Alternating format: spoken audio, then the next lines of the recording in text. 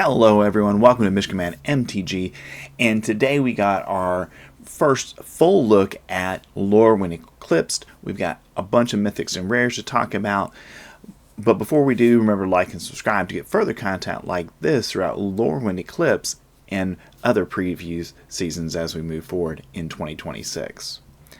So first we've got Oko, Lorwyn Liege, and Oko Shadowmoor Scion. So Oko Lorwyn Liege for 2 and a blue mana, legendary creature, Oko. And this is how you're going to cast Oko, is for the blue side of the card. And at the beginning of your first main phase, you can pay a green mana. If you do, you get to transform Oko. And his blue abilities are +2 up to 1 target creature gains all creature types, which could matter in a set where we have a lot of shapeshifters and changelings.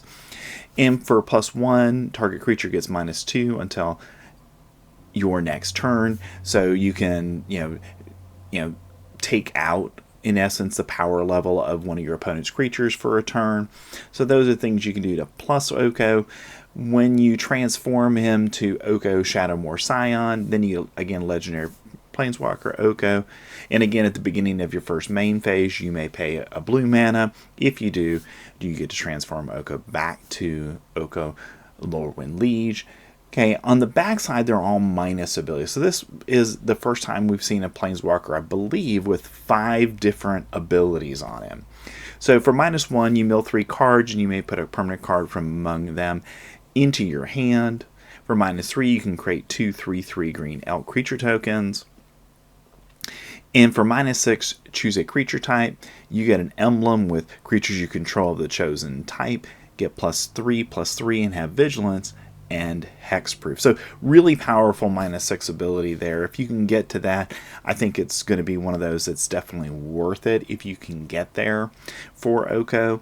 Now, again, the thing that we're going to have to see how this works in Standard is, can you get to that 6 to get Oko there? Obviously, you're going to give him to 5 probably on your first turn, because you're going to give up to 1 creature, all the creature types, and hopefully you've got cards that synergize in that way. Or you could be using it to defend yourself as well a little bit by giving it another creature -2, -0. And then once you get up to the place where you're at, more than 6 loyalty on Oko, then you're likely to go ahead and turn him over and then -6 him for that ultimate, and choose that creature type to give all those creatures +3/+3 and have vigilance and hexproof. Now, where does Oko fit? Well, we already have a pretty good Simic deck built around our Badger Mole Cub.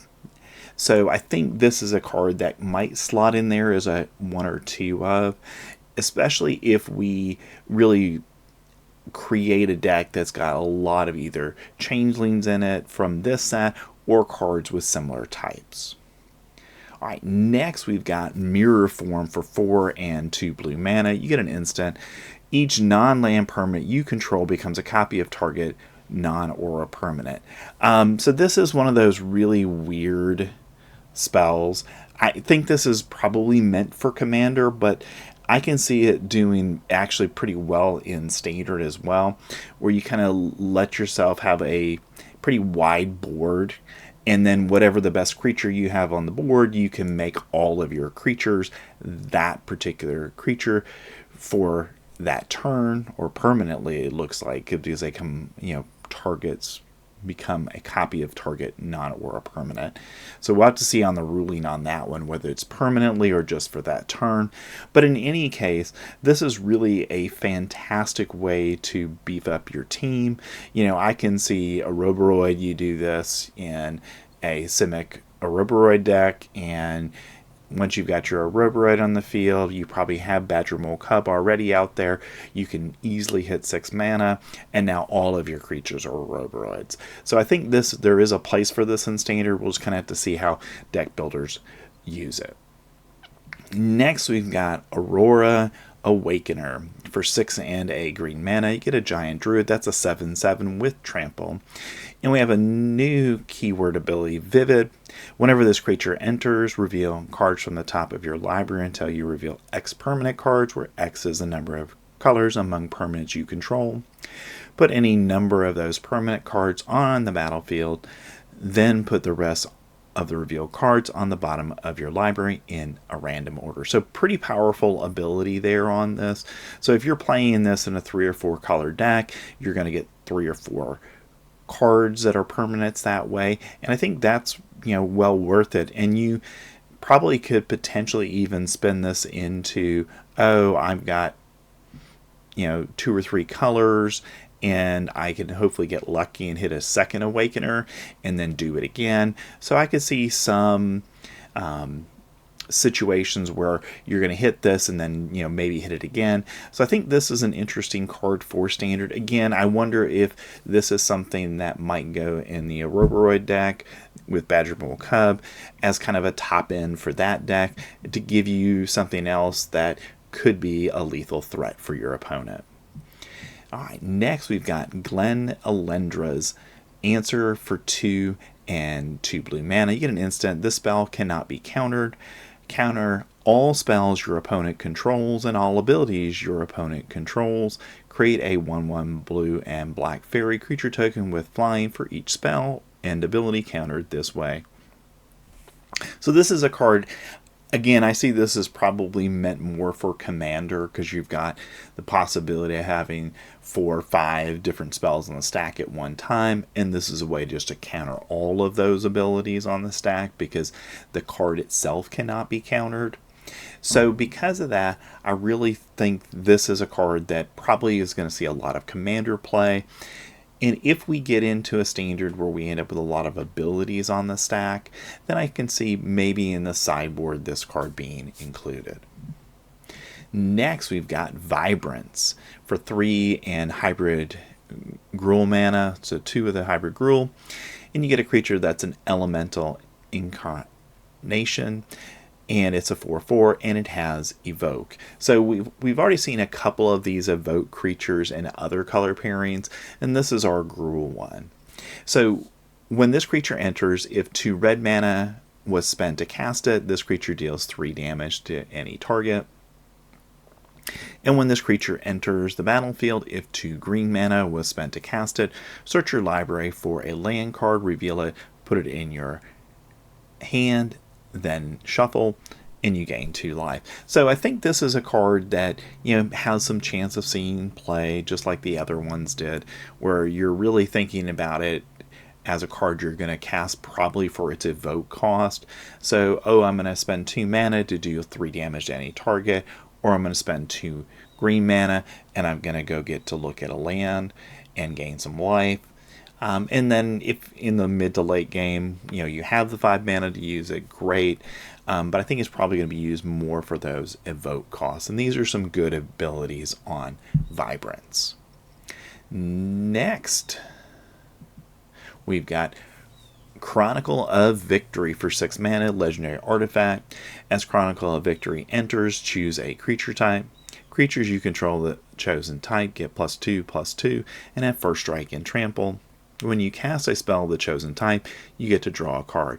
So this is, again, probably something that was more meant for Commander, but I can see maybe a copy or 2 of a card like this in the ally deck, where you're naming humans, you're naming allies, and now as your top end, now everything's going to have first strike, everything's going to get trample, plus get the additional +2/+2, and then every time you're casting one of your ally spells, which is almost every card in the deck outside of your lands is going to be an ally, then you get to draw another card as well. So I think because of that, I think this has an outside chance of seeing some play in the ally deck or a deck like that. Next, we've got Meek Attack for 2 and a red mana. You get an enchantment, and you can pay 1 and a red mana, and you may put a creature card with total power and toughness 5 or less from your hand onto the battlefield. That creature gains haste. at the beginning of the next end step, sacrifice this creature. So this is a weird one. I think, maybe, again, more commander focus with this one, but I can even see this as a possibility in Standard, where we've got cards that are 5 and sometimes 6 mana that have total power and toughness 5 or less, but they've got a really nice ability on them. So I can see those cards maybe being played with this as a way to get that enter the battlefield trigger to happen and gain the benefit of that trigger for only 2 mana. Next, we've got some rares from the day, and the first of those is Kin Binding for 3 and 2 white mana. You get an enchantment. Creatures you control get +X/+X, where X is the number of creatures that entered the battlefield under your control this turn. And at the beginning of combat on your turn, create a 1/1 green and white Kithkin creature token. So I think this has, if we do have a deck that's really using a kind of, again, that go wide strategy, maybe a copy of the 2 of this might be in your sideboard, because if you play this on turn 5, then everybody gets that big boost. And if you've got trample already on some of those creatures, you're going to be able to trample over and get some serious damage in. And it's not a dead enchantment, meaning that you have to have creatures on the field for it to really matter, because at the beginning of combat you're going to get to create that 1/1 every single turn. And I think that ability in it of itself is enough to consider this in Standard. Next, we've got Reese Evermore for 1 and a white mana. You get a legendary creature that's an elf warrior with flash and is a 2/2. And when Reese enters the battlefield, another target creature you control gains persist until end of turn. And when it dies, if it had no -1/-1 counters on it, return it to the battlefield under its owner's control with a -1/-1 counter. And then for 1 white mana, you can tap Reese and remove any number of counters from target creature you control and activate only as a sorcery. So Reese is a really interesting card where you've got that persist ability to allow a creature to come back to the battlefield. So hopefully maybe there's a enter the battlefield trigger when that card dies and comes back. But the nice thing about Reese is you actually have a way of removing that blight counter, that -1/-1 counter from him. So this potentially is a card that you play it comes back. If you have not used Reese's ability, at that point, you can tap him and then remove that counter from it, and then we're ready to go again. So I think because of that, this has a chance to see play in Standard, and I'm interested to see if maybe the Sacrifice deck might want a copy or 2 of this. Now, a lot of the cards in that deck are going to be cards that are only 1 toughness, but we do have a number of cards that have more than 1 toughness, and because of that, I think this is a good place for Reese. Next, we've got some of our champion series from the set, and the first is Champion of the Clasham. For 3 and a white mana, you get a Kithkin Knight. That's a 4/5 with flash. As an additional cost to cast this spell, behold a Kithkin and exile it. Exile a Kithkin you control or a Kithkin card from your hand. So that means, so what this ability is, and this is on all the champion cards that we're going to see, is you have to exile a card of a particular type, meaning the type of creature that the champion is, and that can be either from your hand or from the battlefield. And then once you do that, you get that ability. And then on Champion of the Clasham, other Kithkin you control get +1/+1, so you get that Anthem effect.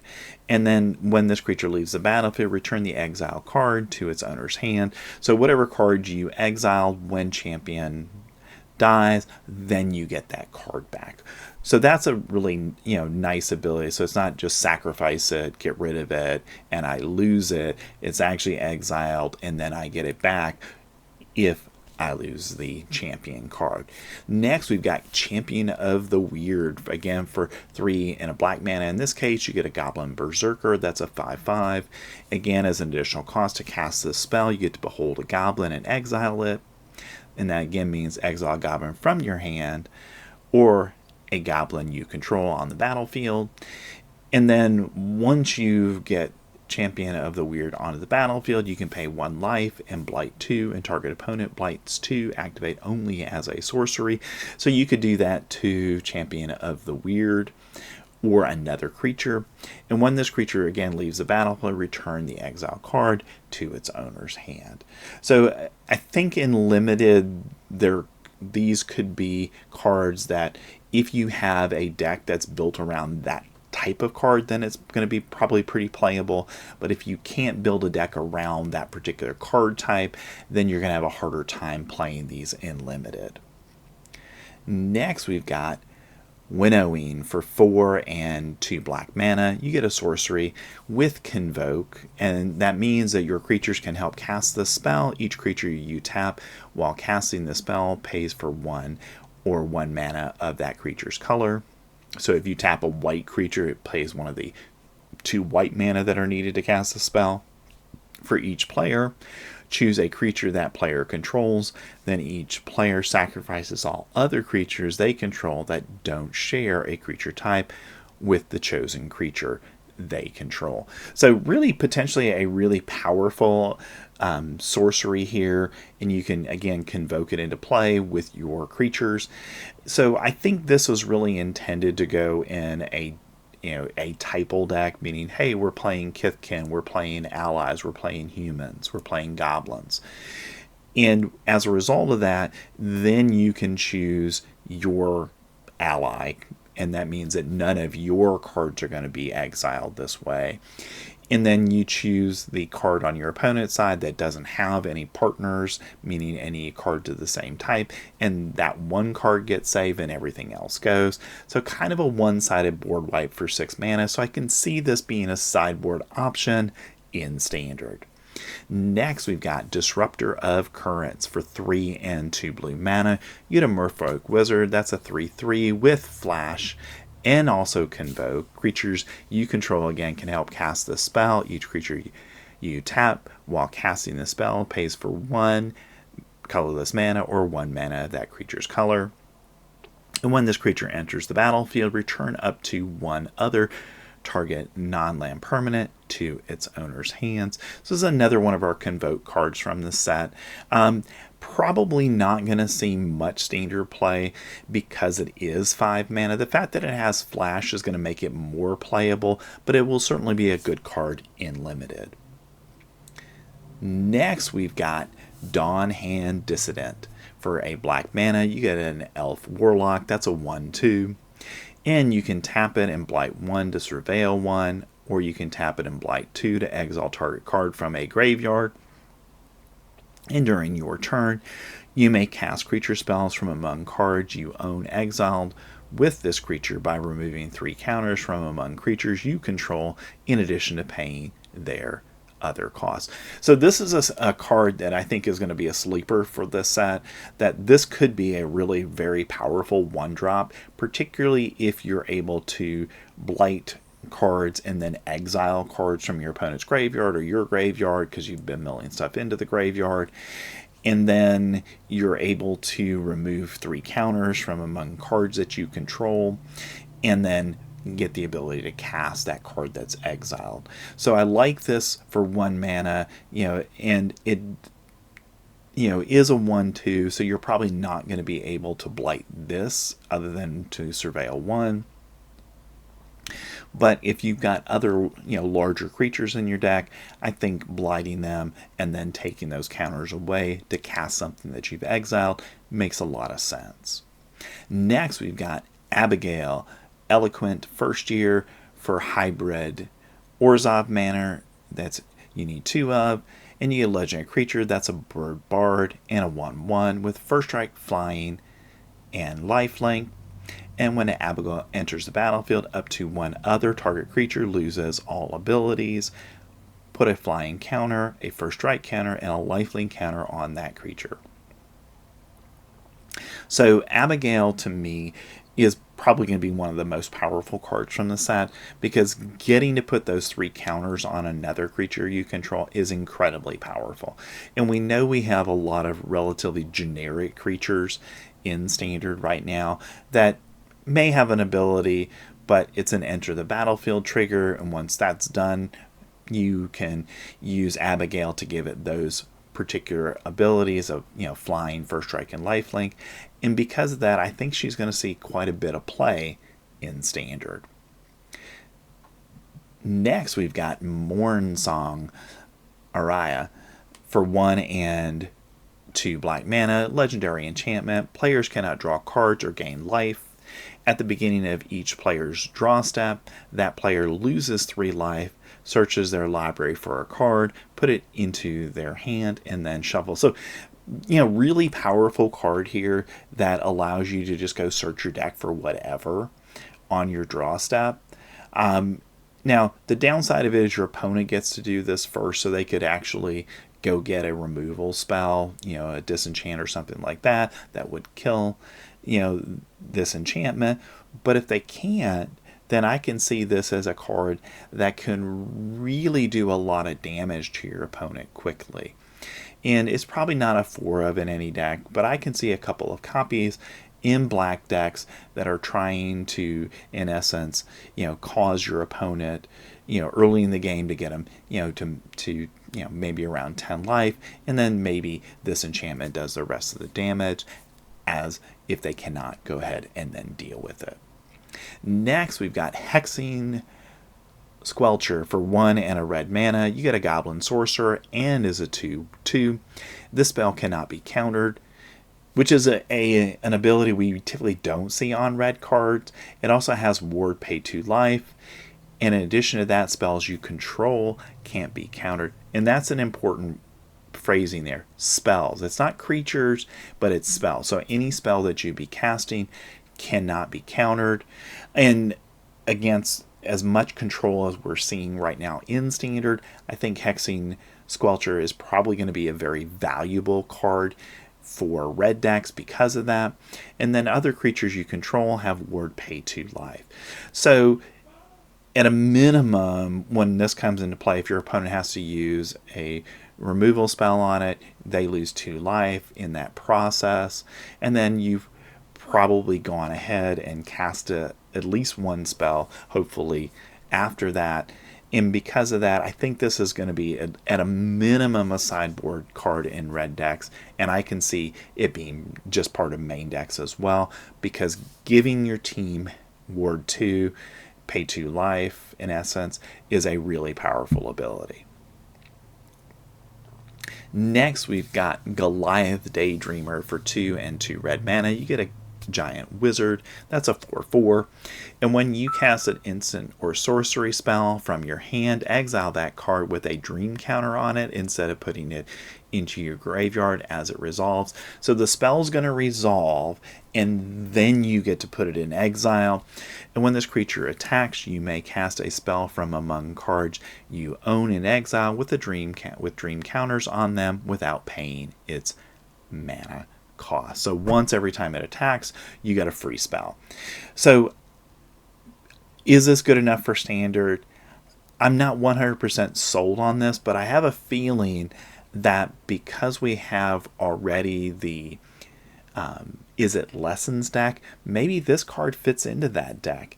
You play it out on turn 4 or 5, and then, hey, every time you cast a spell, you're going to be able to exile that spell and then go ahead and replay it when this card attacks. Now, the downside of that is, obviously, with the Lessons deck as it's currently constructed, you're really trying to get a bunch of Lessons into the graveyard. So from that standpoint, it might not be perfect for that. But if we have a lot of, a red deck that's really focusing on direct damage or something of that nature, then Goliath Daydreamer might be the right card for that kind of deck.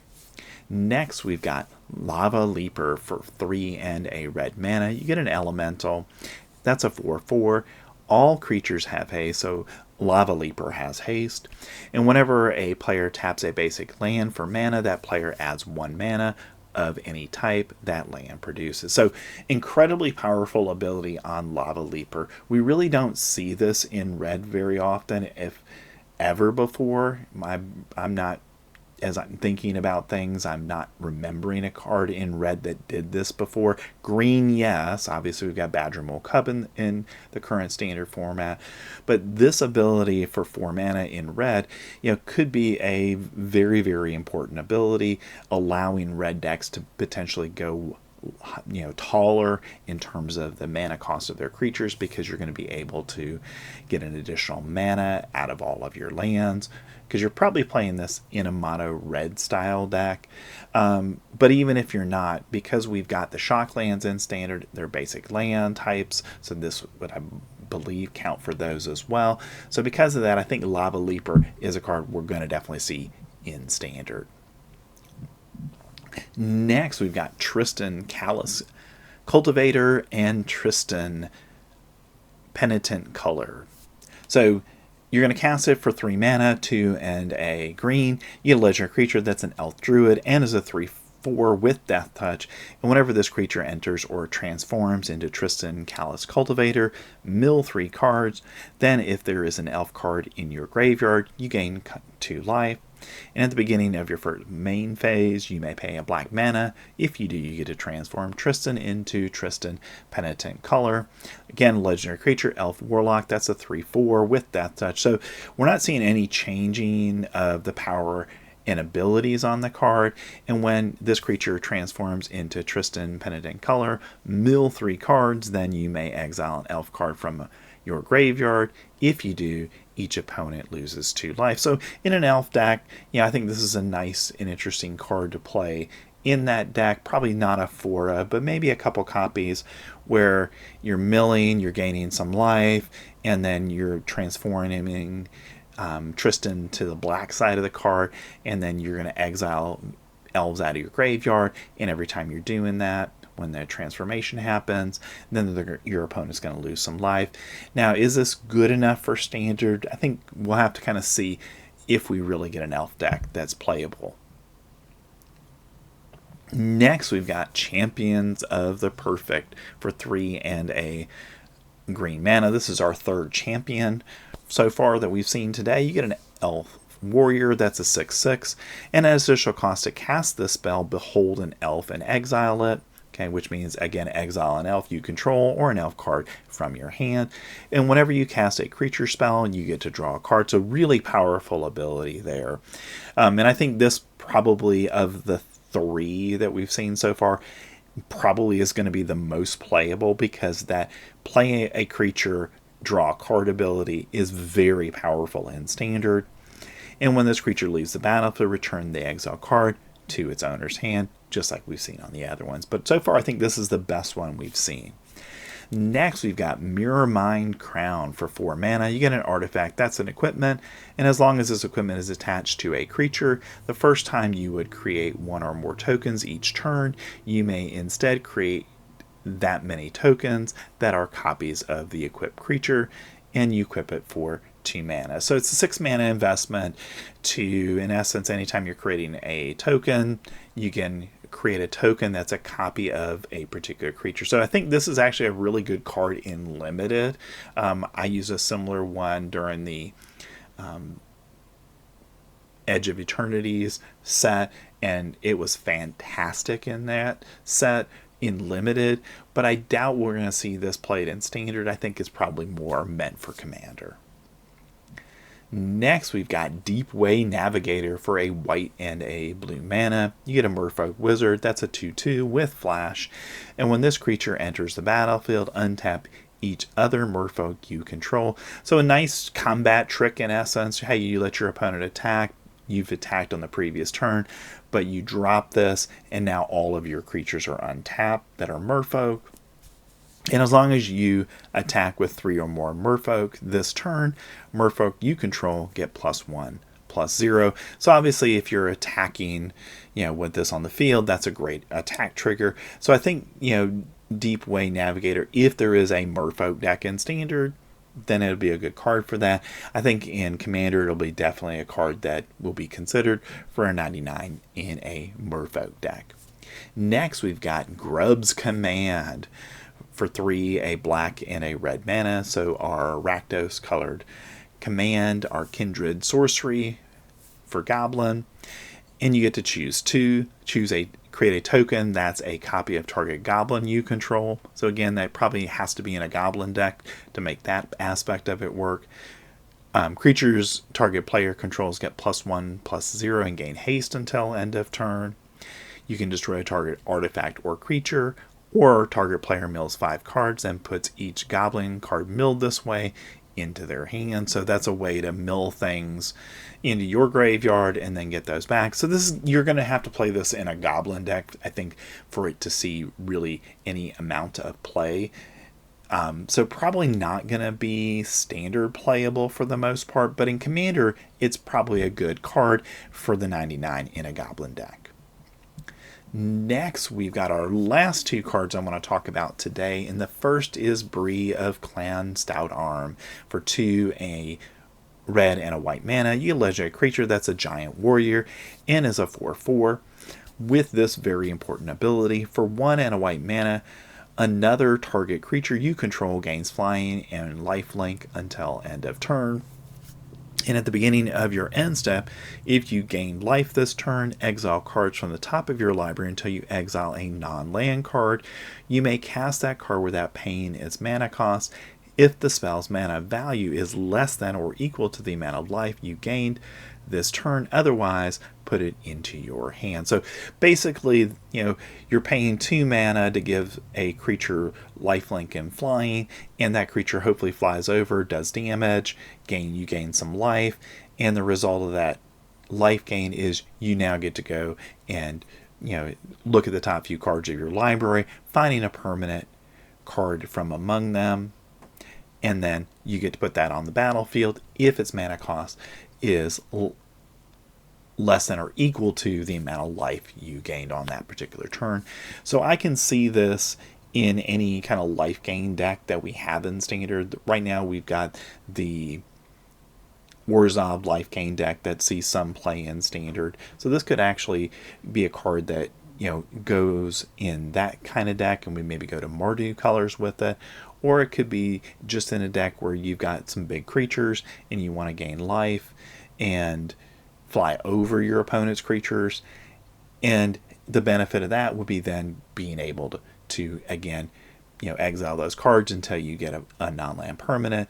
And if it meets the requirements, you get to put it right on the battlefield. If not, you're putting it into your hand, which I think in either case is a very good value. Certainly a card that will see a lot of play in Limited.